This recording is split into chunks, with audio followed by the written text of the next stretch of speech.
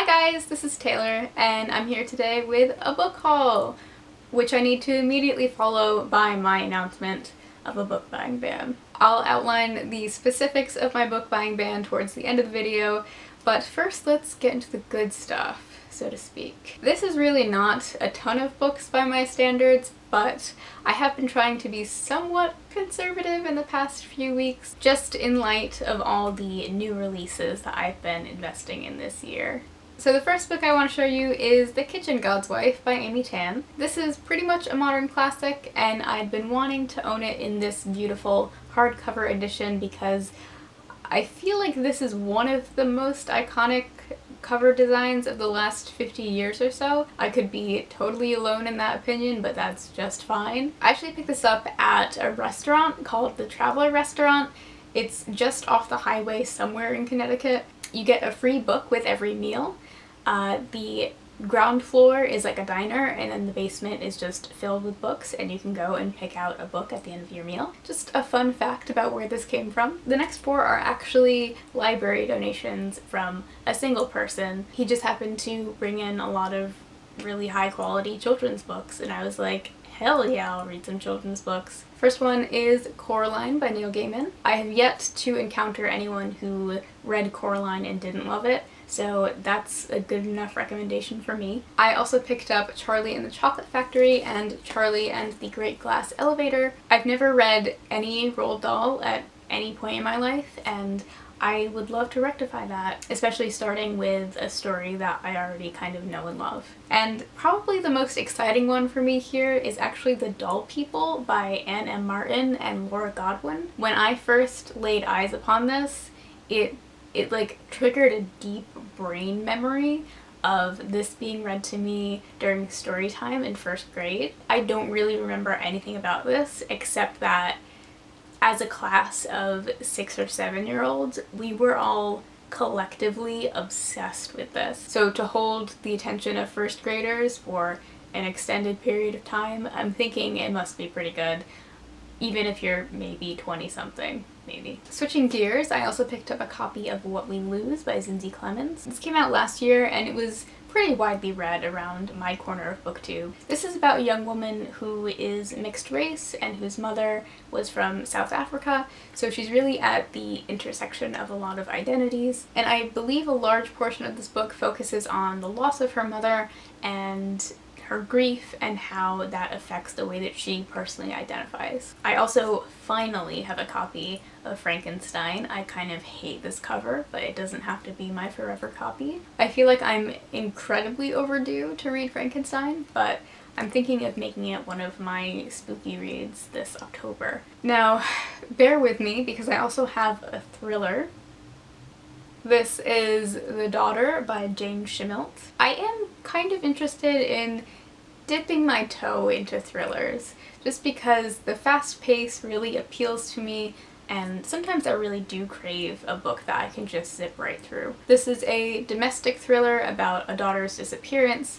The case goes cold, and then some clues surface that suggest that the daughter was leading a different life than she might have presented to her family. Next up, and also lastly, I have two gorgeous naked hardbacks. I have First We Make the Beast Beautiful, A New Journey Through Anxiety by Sarah Wilson. This is probably not surprising, but I, just like every person on the internet, struggle with anxiety. And this is supposed to be kind of a literary rumination on anxiety that is also supposed to be like deeply personal to the author. I think I would prefer to read something like this over like a standard self-help book, just because I think I might relate to it a little bit more, or it might hold my attention a little better just because it's supposed to be beautifully written. That really makes me sound like an asshole. Lastly, I have the book that I'm probably the most excited to own, and that is The Book of Disquiet by Fernando Pessoa. I can tell you right off the bat that I'm gonna have a hard time describing this. This is supposed to be kind of a forgotten classic that is kind of a mixture of a million different types of writing. From what I can tell, this is supposed to be the autobiography of one of the alternate selves of the author, and it's a jumble of prose poetry and narrative and diary entry, and it's all supposed to be deeply moving. It's also worth mentioning that this book is humongous, so while I'm really excited about it, I'm also terrified by it. Story of my life. So that is everything that I had acquired over the last few weeks, and officially from here on out I am on a book buying ban. See, we're calling this a book buying ban, but really, as you can tell, the nature of my problem is really more fortuitous acquisition as opposed to outright book buying. So I'm going to try and really crack down on just the number of books I take in over the next few months, because I am taking in books at a much faster pace than I'm reading them. That much is glaringly obvious, and it's definitely not ideal, especially because I still don't know how my fall semester is going to be structured yet. However, you can't teach an old dog new tricks, and there are always exceptions. My two exceptions this time around are number one, Vonnegut, which hopefully the meaning for this will become apparent soon enough, but for now it's a secret. And of course I still have my list of most anticipated releases of the second half of the year, and I will be setting aside money for those pre-orders. So for the sake of posterity, I will now say on camera exactly the new releases that I'm planning on picking up in the second half of the year. So in chronological order of release, we have on August 7th, Before She Sleeps by Bina Shah. On August 14th, Severance by Ling Ma. On August 21st, Vox by Christina Dalcher. On September 4th, Ponti by Charlene Teo. On September 11th, Sailor Moon Eternal Edition Volume 1.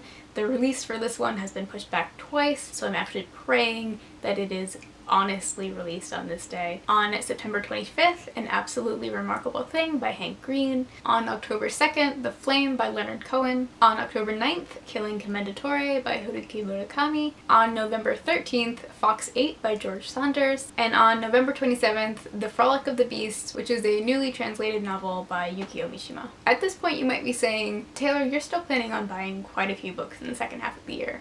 And yes, I am, but hopefully it will be less than it would have been if I was still hoarding other books on top of those purchases. And with the new releases that I've been reading, I have been reading them like the day that I get them, so that's not as much of a problem to me. So that's all of my acquisition updates for the moment. I hope you enjoyed this video. Let me know if you've picked up anything cool recently, or what your plans are for the upcoming releases of the second half of the year, and I hope you're having a great day, and I'll see you very soon. Bye!